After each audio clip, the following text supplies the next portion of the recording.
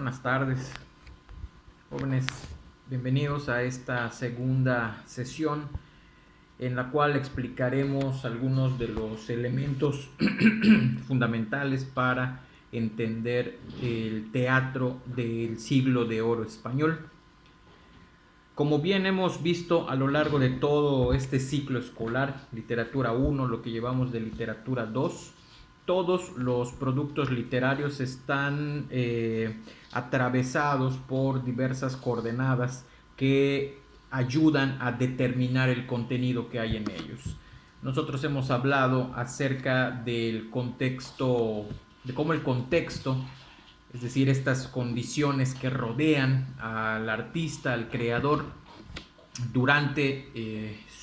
antes y durante el acto creativo, son los que determinan muchos de los elementos que nosotros percibimos dentro de las obras literarias.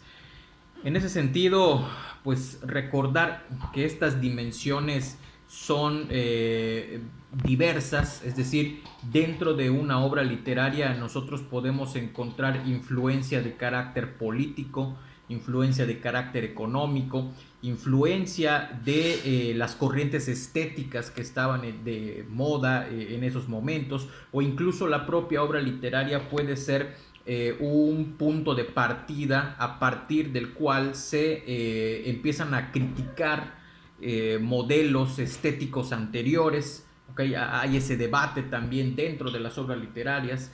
Desde luego debemos entender que hay una dimensión filosófica detrás de todo esto, y desde luego las condiciones personales del creador también influyen en esta mezcla, ¿sí? Que finalmente va a derivar en un producto que es la obra literaria. Pues así como lo hemos discutido para otras épocas, también sucede esto durante lo que nosotros vamos a conocer como el teatro del siglo de oro español. Este término que se acuña para hablar acerca de las obras que se desarrollan, obras de teatro, ¿sí? Arte dramático, que se desarrollan aproximadamente hacia finales del siglo XVI y durante todo el siglo XVII. Es decir, estamos hablando de finales de los años 1500 hacia casi todo los años 1600, ¿no? Estamos hablando acerca de que estas obras están cruzadas por muchos elementos que vamos a mencionar a lo largo de esta plática. ¿Okay? Primero, entendamos el contexto. A finales del siglo XVI, los años 1500, acuérdense, España está afianzando sus posiciones de ultramar. O sea, todas estas colonias que estaban en América estaban empezando a adaptarse a toda esta vida colonial que va a estar presente durante los próximos 2 siglos prácticamente. Y en ese sentido estamos hablando acerca de que uno podría pensar que uno podría pensar que pues España las tenía pues de todas, tenía un imperio vastísimo en Europa, tenía un imperio vastísimo también, un área de influencia tremenda en América, y en ese momento España vive una contradicción muy patente, ¿sí? Y esto lo vamos a observar incluso dentro de la propia literatura. Hay una contradicción del dominio colonial español.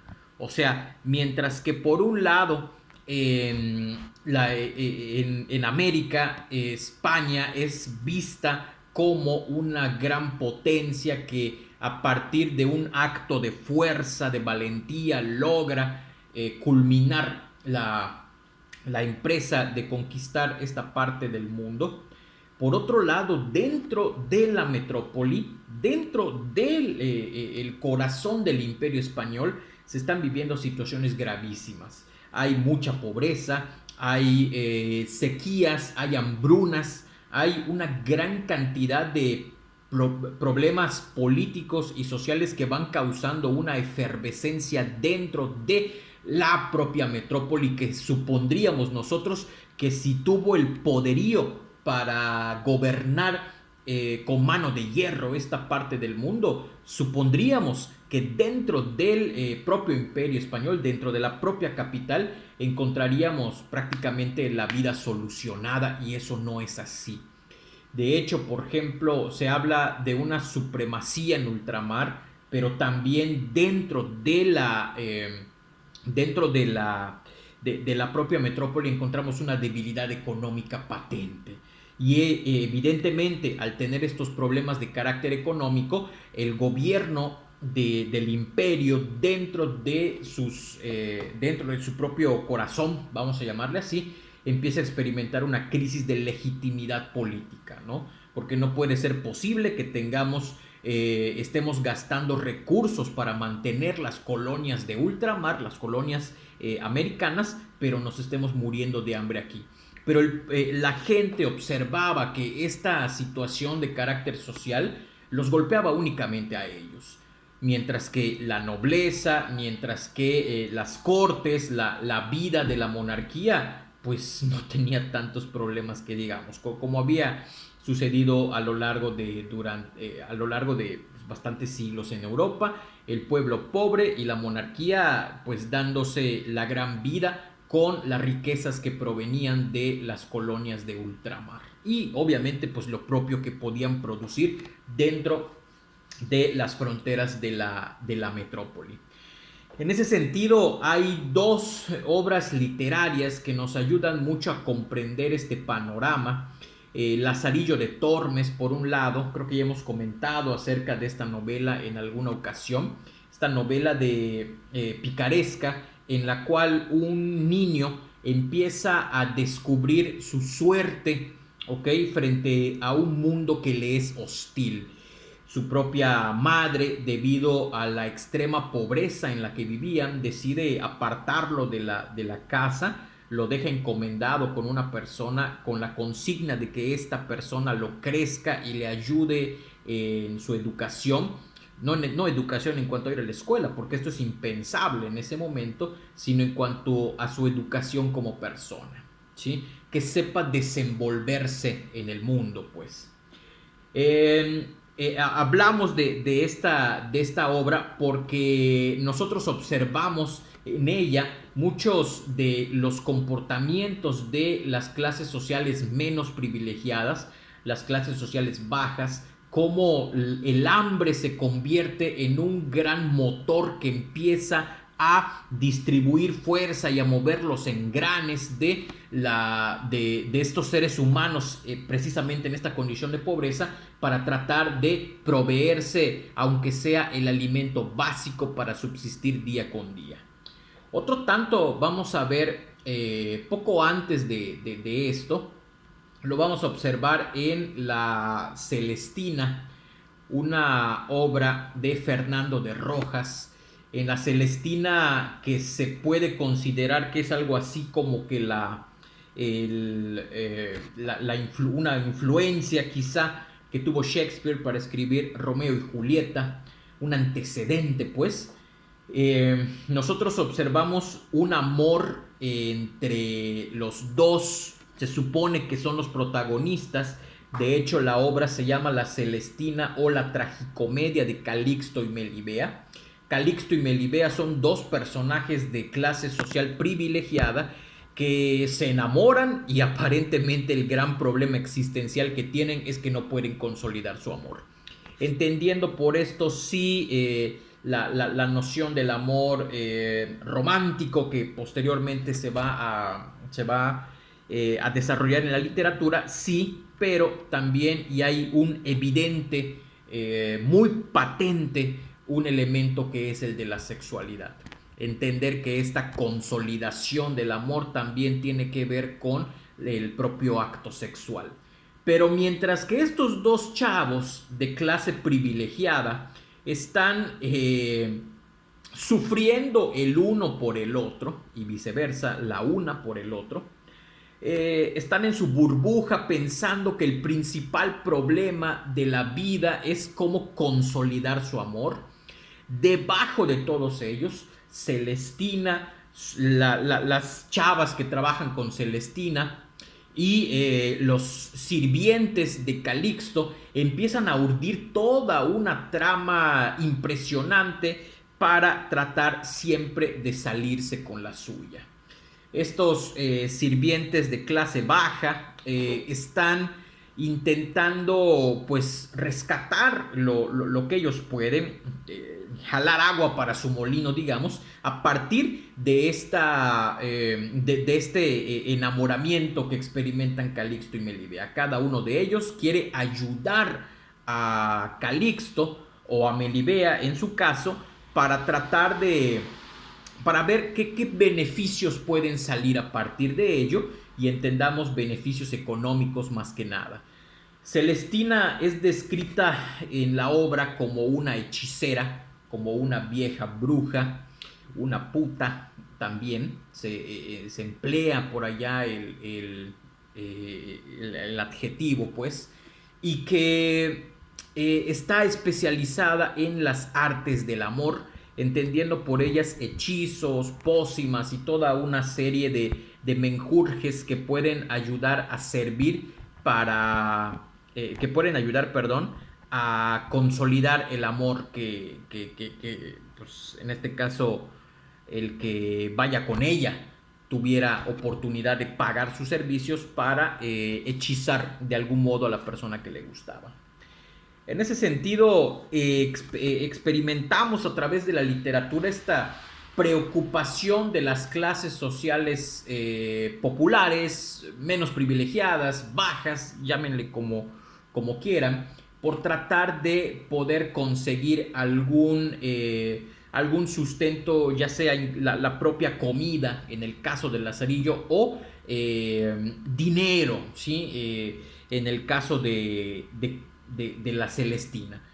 Pero independientemente de esto, nosotros observamos justamente esta preocupación, esta necesidad que tienen las clases sociales bajas de poder salir adelante, pues aunque sea vivir el día, ¿no? Estas contradicciones, o sea, tenemos una clase social que no tiene tantos problemas, que es la clase social privilegiada, la monarquía, la nobleza, las personas que se dedicaban a estar dentro de las cortes en España. Y tenemos a otra que de plano a veces no tiene ni que llevarse a la boca. O sea, tenemos estas contradicciones dentro de un mismo país que se supone que era una potencia en ese momento.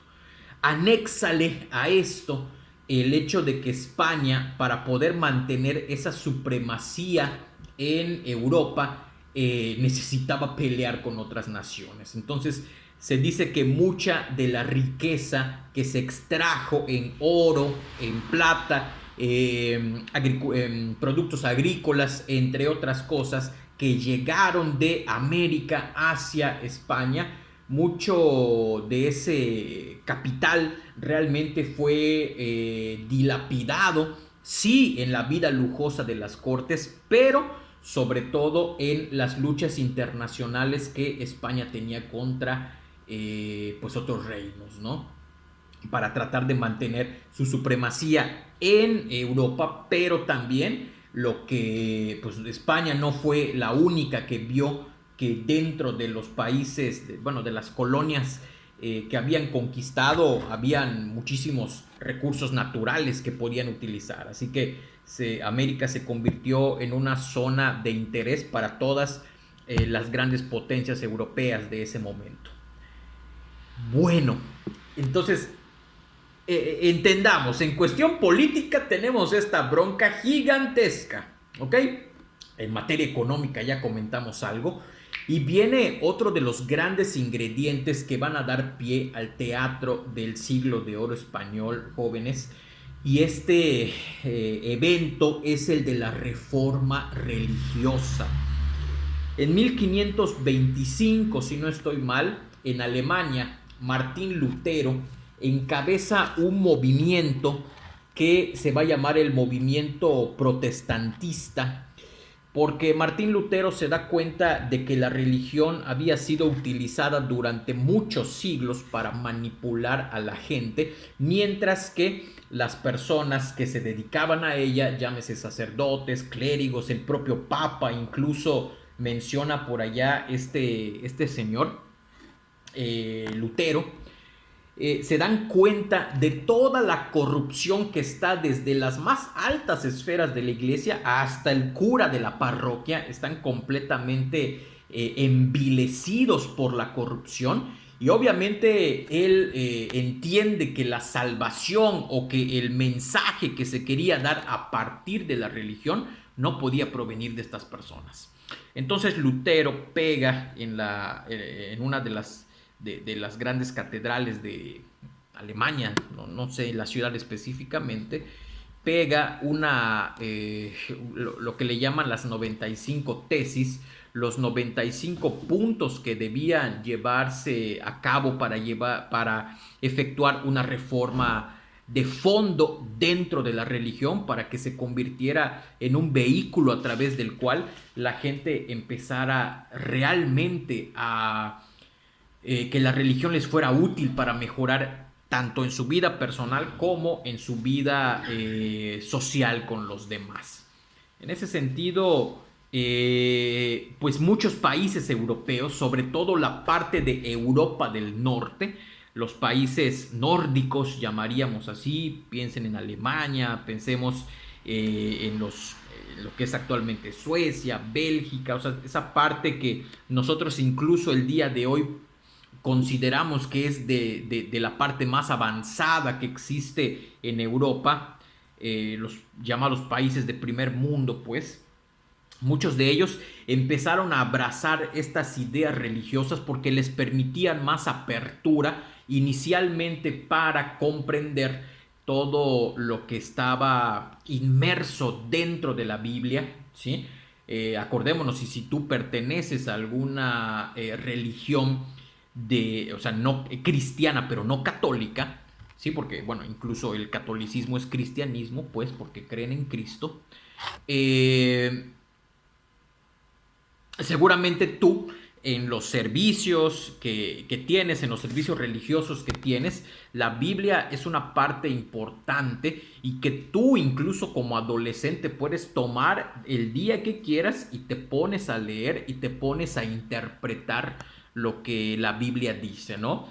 La llamada exégesis bíblica, digamos. Y bueno, el hecho de que hubiera mayor apertura en la religión le permitió a estos países, obviamente aunado también a su propio desarrollo económico, social y político, llegar a un sitio de desarrollo mucho más elevado que los demás. Eso es lo que sucede. Lutero se queja entonces, muchos países europeos abrazan, muchos príncipes europeos, sobre todo de la parte norte de Europa, abrazan estas ideas, las vuelven parte del sistema que se está manejando dentro de sus países, pero bueno, esto que detonó en un avance artístico, en un avance filosófico, en un avance literario, España le dijo, no. Acordémonos quiénes fueron los primeros que empezaron a llevar a cabo, los primeros gobernantes españoles que empezaron a llevar a cabo expediciones hacia América. Se los recuerdo, nosotros los conocemos con el nombre de los Reyes Católicos de España. Todos los grandes monarcas durante muchísimos siglos, incluso hasta el día de hoy, lo poco que queda de esta malograda nobleza española, esta familia real española, estaban siempre al servicio de Roma, al servicio del Papa, al servicio del catolicismo. Entonces, cuando Martín Lutero lleva a cabo esta protesta en contra de esa corrupción eclesiástica, los españoles tomaron partido para defender justamente esto que Martín Lutero pues había criticado. O sea, prácticamente dijo, tendría que desaparecer la Iglesia Católica para poder empezar a pensar en otro tipo de religión que verdaderamente sirva para mejorar como persona. Y en ese sentido, España empieza a llevar a cabo un movimiento en contra y que se llamó justamente la contrarreforma religiosa. En los principios de esta contrarreforma religiosa, pues simplemente están tratando de evitar que la influencia que ellos habían adquirido a lo largo de siglos de la mano con la iglesia, lo perdieran por todo esto que estaba sucediendo. Esto implicó incluso el cierre de fronteras, la censura hacia textos de carácter político, literario, filosófico, que criticaran las bases sobre las cuales se asentaba el catolicismo. En ese sentido, estos son algunos de estos ingredientes que van a detonar. O sea, España está diciendo no vamos a permitir que esta nueva manera de percibir la religión entre hacia donde nosotros estamos, porque nos va a llevar la fregada si eso sucede. Entonces, España en unas partes pareciera indicarnos su historia y todo lo que hemos discutido hasta ahora, que estaba destinada a convertirse en la gran nación avanzada de Europa, y sin embargo dentro de esta pues ahora sí que golpes de suerte, vamos a llamarles así, España empezó a operar dentro de sí misma para cavar su propia tumba, y eso lo van a ver ustedes hasta el siglo XIX, que es cuando las naciones, bueno, las colonias americanas empiezan a llevar a cabo sus procesos de independización.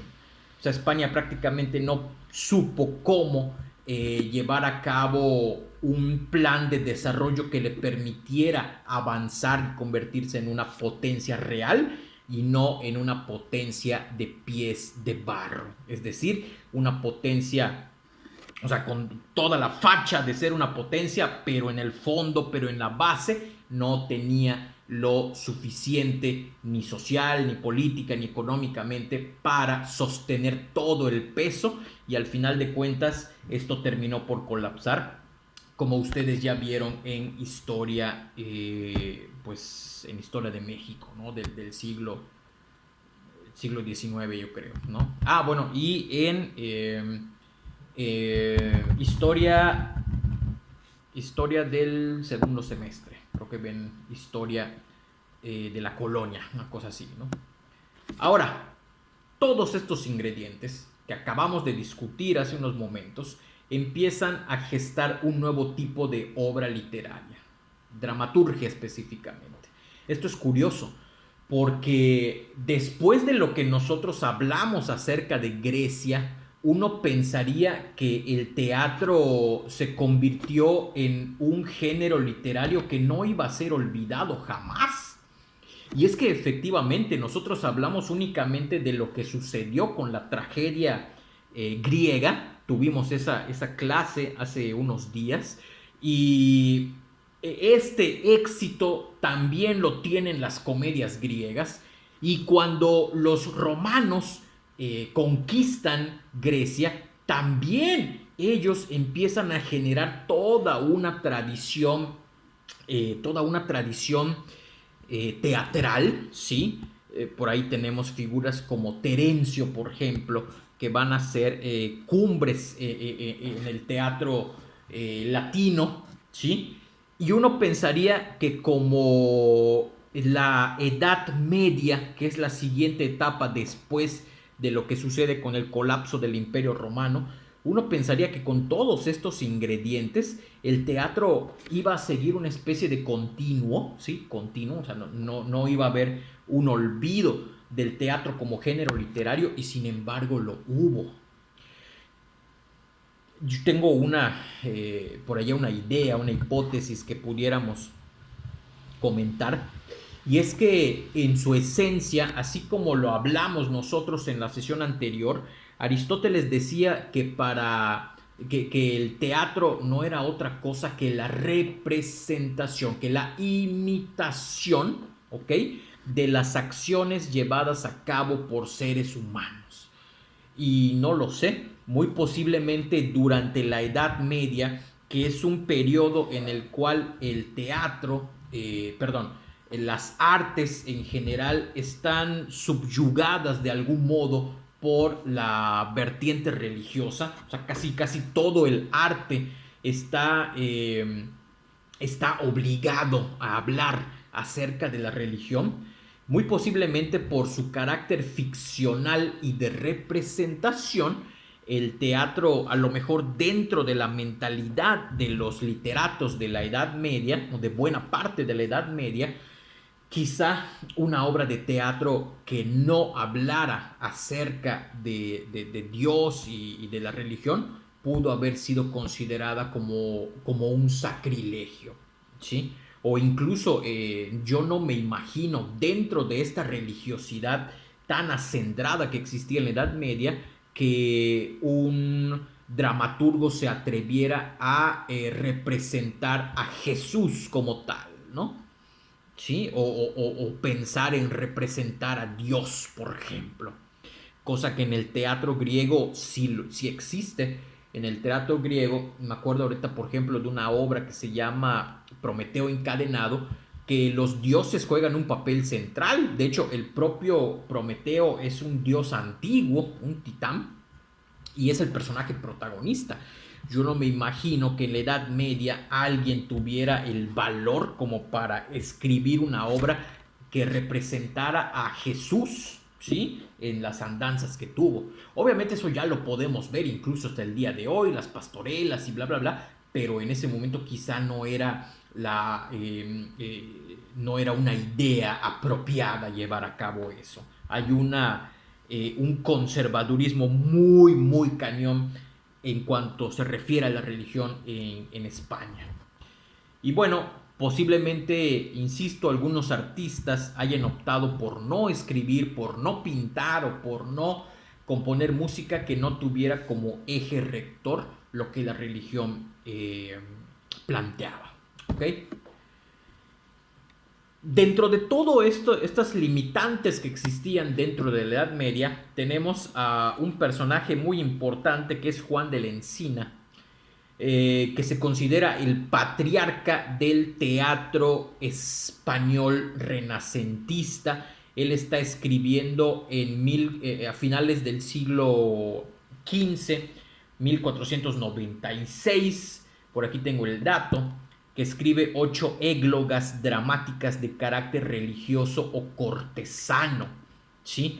Este señor empieza a escribir de nueva cuenta teatro como tal.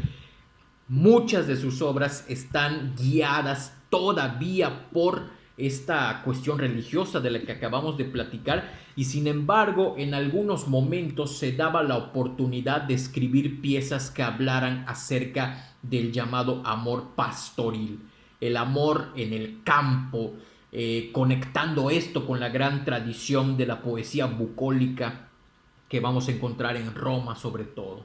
Entonces, a partir de este momento es cuando nosotros podemos hablar de que lentamente, pero se está abriendo una pequeña brecha para que se empiecen a tratar temas diferentes a los religiosos dentro de las obras de teatro. Aquí, por ejemplo, y nada más aquí el dato, dice que en la Navidad de 1492 Juan de la Encina representó ante los duques de Alba 2 églogas en que unos pastores anuncian el nacimiento de Cristo. ¿Ok? Observen cómo la temática religiosa está presente, y sin embargo los protagonistas de esto no es justamente la divinidad, sino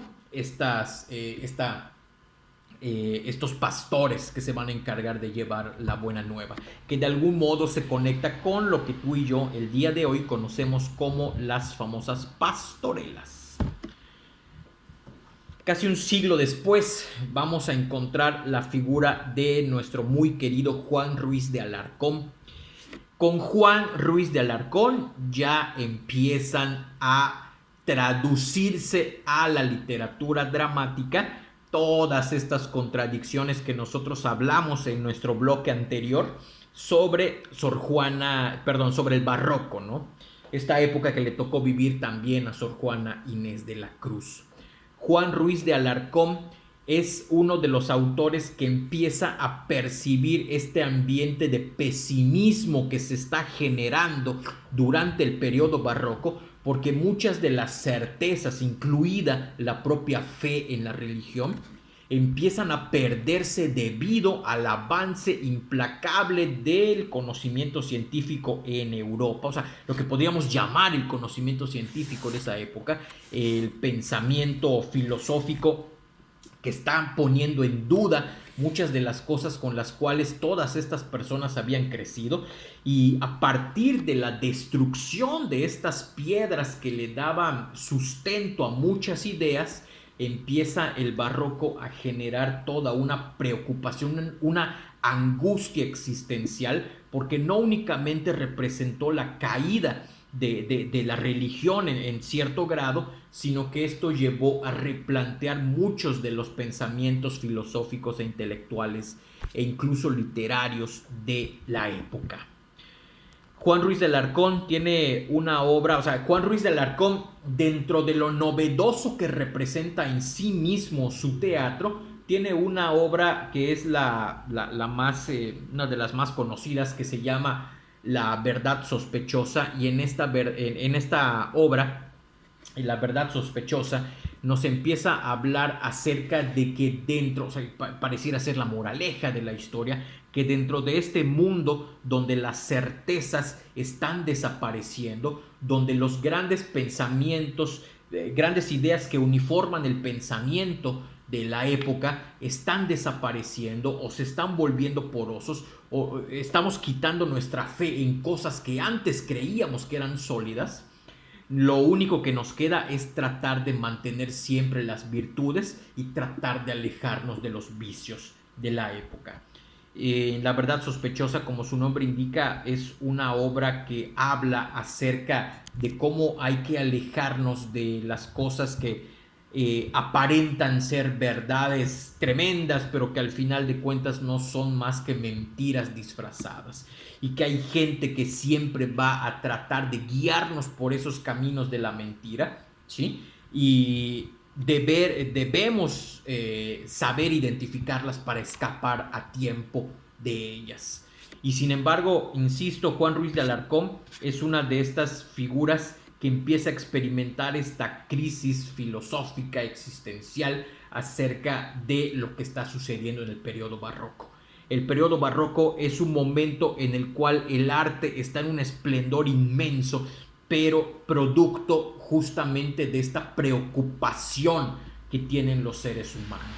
En ese sentido, en este momento el arte empieza un poco a desligarse de la religión, y esto le permite a muchos autores hablar, en el caso del teatro, por ejemplo, hablar de temas que ya no están directamente vinculados con la religión, pero que en el caso de La Verdad Sospechosa tenemos un ejemplo de cómo se trata de mantener la buena moral o las virtudes, vamos a llamarle así, a partir de las obras de teatro. Entonces quiere decir que hay un componente didáctico, un componente de tratar de enseñar algo positivo hacia las nuevas generaciones, ¿no? O hacia quienes pudieran ver estas obras de teatro. Uno podría pensar, con esto vamos ya casi a la última parte de nuestra charla del día de hoy. Uno podría pensar, jóvenes, que el teatro,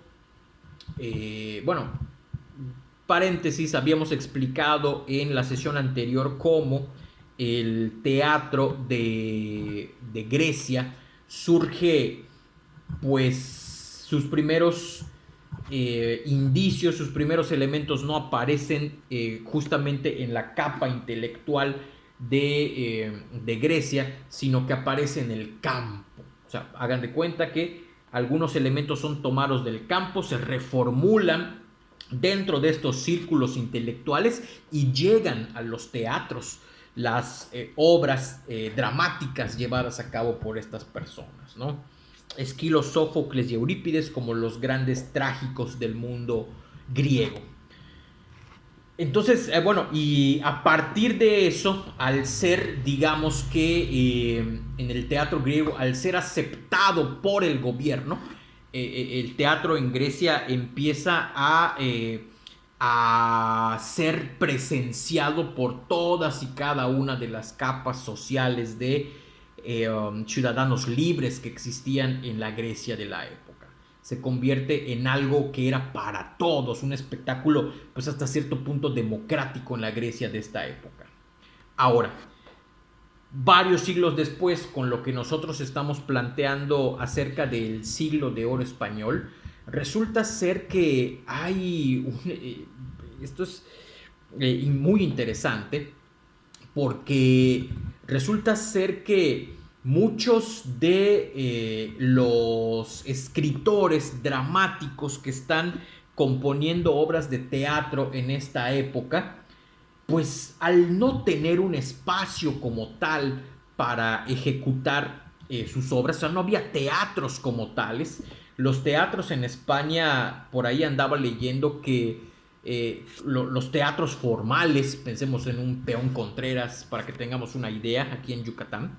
En España, por ejemplo, este tipo de teatros empieza a surgir hasta el siglo XVIII, hasta los años 1700. Pero mientras eso sucedía, en el siglo anterior, en el siglo XVII, en los años 1600, existió una cosa interesantísima que eran los llamados corrales de comedias.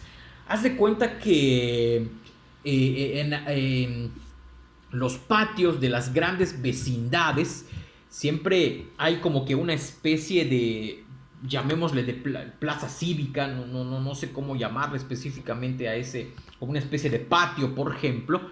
Y en esos grandes espacios que existían en casonas gigantes, en esos espacios empezaron a montarse escenarios improvisados, y a partir de allá empieza a surgir el gusto por el teatro en la gente, pues en la gente común, vamos a llamar así, ¿no? La gente se empieza a enganchar con esto que está sucediendo en los llamados corrales de comedias. Estas obras de teatro empiezan a ser representadas y se empiezan a alejar de los temas religiosos para hablar sobre un gran tema, el gran tema universal, me imagino, de toda la literatura, que es el tema del amor. Y como este tema es enmarcado dentro de la propia cotidianidad, pues obviamente la gente común, que a lo mejor no tiene pues vidas extraordinarias, o a lo mejor no tiene una preparación intelectual maravillosa, pero al final de cuentas son seres humanos como tú y como yo, se empiezan a enganchar con este gran tema del amor y empiezan a abarrotar los llamados corrales de comedias. Tan es así que incluso hay dentro del propio siglo XVII empiezan a surgir reglamentos, ¿sí? Legales, vamos a llamar así, para regular lo que pasaba dentro de los corrales de comedias, ¿no? Una de esas cosas indicaba, por ejemplo, que los hombres y las mujeres debían estar separados para evitar que pues hicieran sus cosas, ¿no?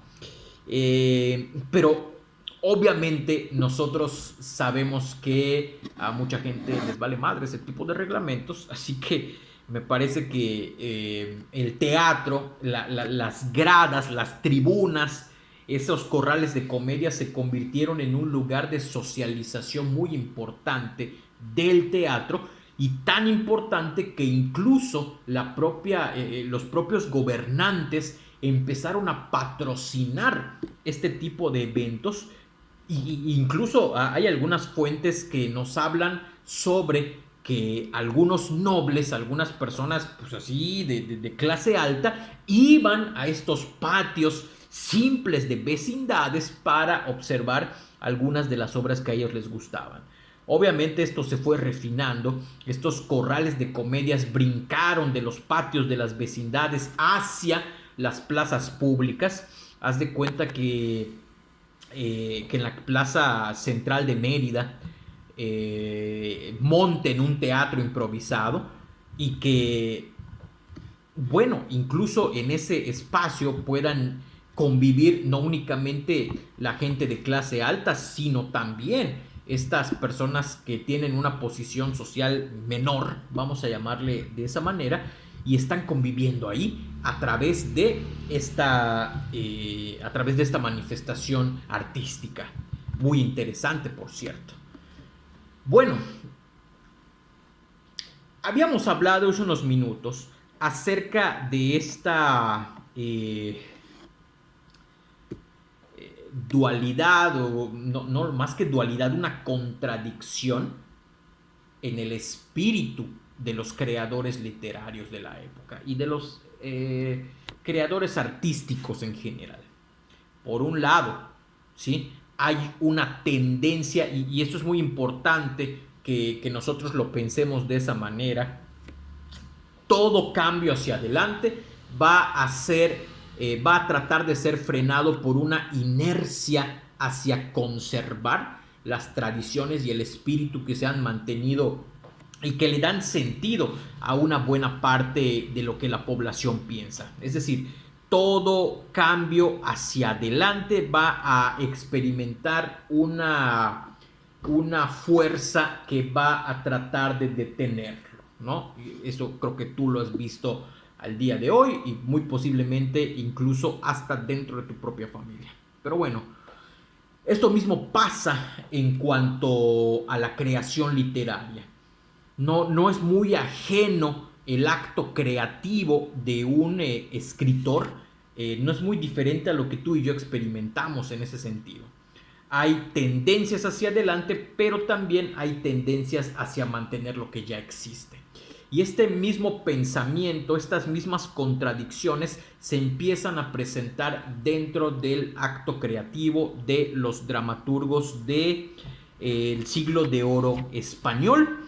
Y de ahí empiezan a provenir temas que unos nos van a hablar acerca de esta tendencia hacia mantener lo que ya existe, hacia conservar estos elementos que son importantes para un sector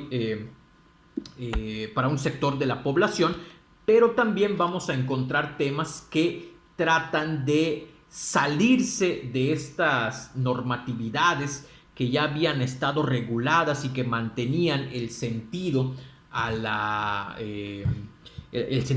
sociedad en ese momento en varios de los aspectos.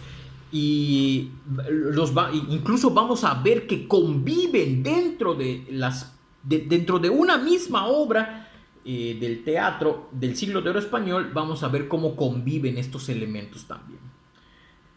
Identifico tres grandes temas que vamos a encontrar y que nos hablan de esta tendencia hacia conservar lo que le daba sentido a la sociedad española de la época. 1. El honor del hombre, ¿sí?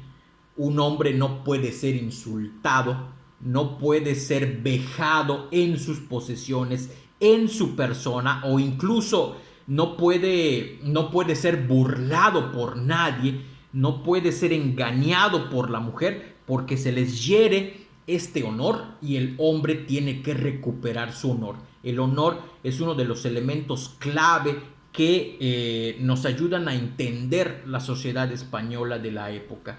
Y también, pues, evidentemente, muchas de las obras literarias de este momento histórico. 2. La honra de la mujer.